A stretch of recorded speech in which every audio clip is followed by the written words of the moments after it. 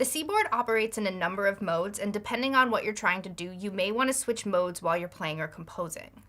You can toggle between modes by pressing the power button on the bottom left-hand side of the Seaboard.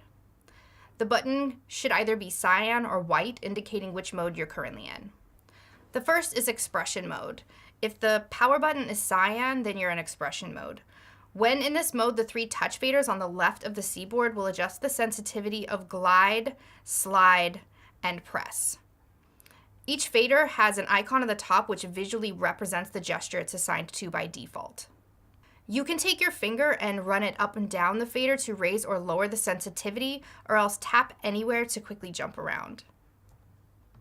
Open up Equator and audition a few of the presets and experiment with adjusting the sensitivity of the faders to make sounds.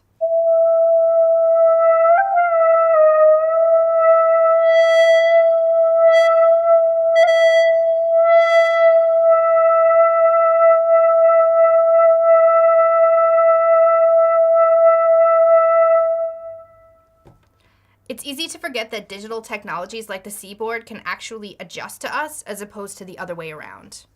Most of the time when we're using a new controller or playing a new instrument, we spend a lot of time adjusting to it. And it takes a certain amount of time to wrap our hands around this action or the way it plays.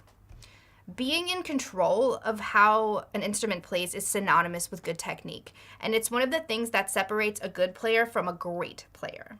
Since the Seaboard is so interconnected with the way your hands move, it does create somewhat of a challenge when developing a technique.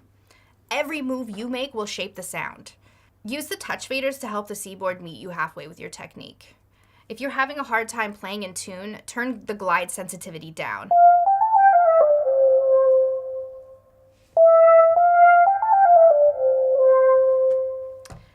If you tap at the very bottom of the fader, you'll see the light right in the middle of the fader illuminated, which indicates that expressive control for that gesture has been disabled.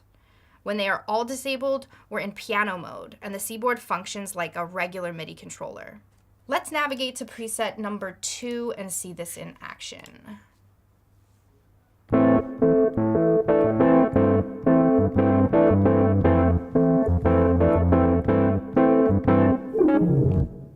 The second mode on the Seaboard is MIDI mode.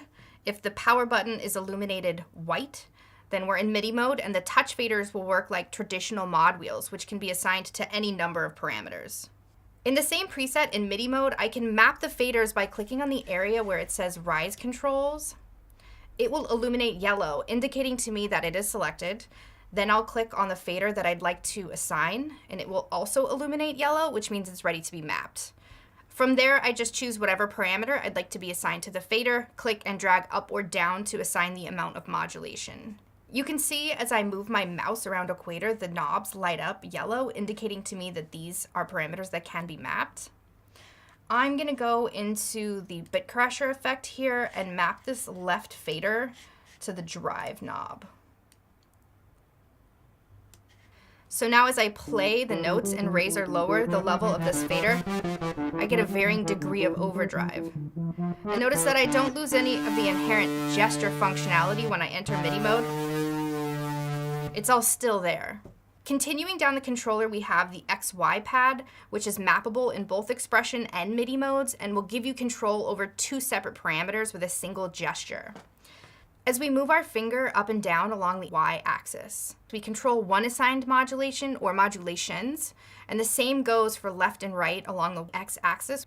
It's a lot like controlling 2 faders at once, but instead of being one-dimensional, we now have 2 dimensions connected to one gesture, and you can create some very cool effects by creatively using the XY pad. Some presets will already have parameters mapped to the XY pad, and we can access that mapping in the same way we did for the faders. Let's navigate to preset number 62, Big Polysynth Keys, to investigate further. Click on the Rise Control section of Equator and then select the vertical control here on the left. When we do so, you can see that it's already mapped to quite a few things, which we can identify because they light up. It looks like we've got the resonance on filter 1 and the levels on all 3 oscillators and the amp envelope as well. By clicking on the horizontal control, we can see that it's mapped to the width of oscillator 1 and 2, the cutoff of filter 1, and the level of envelope 2. As I move my finger around the XY pad, you can see these parameters being adjusted in real time. The last two groups of buttons on the Seaboard that you'll need to know about are the selectors at the top and at the bottom. The ones above the touch faders will navigate through the different presets in Equator, and the ones at the bottom under the XY pad will transpose up and down the octaves.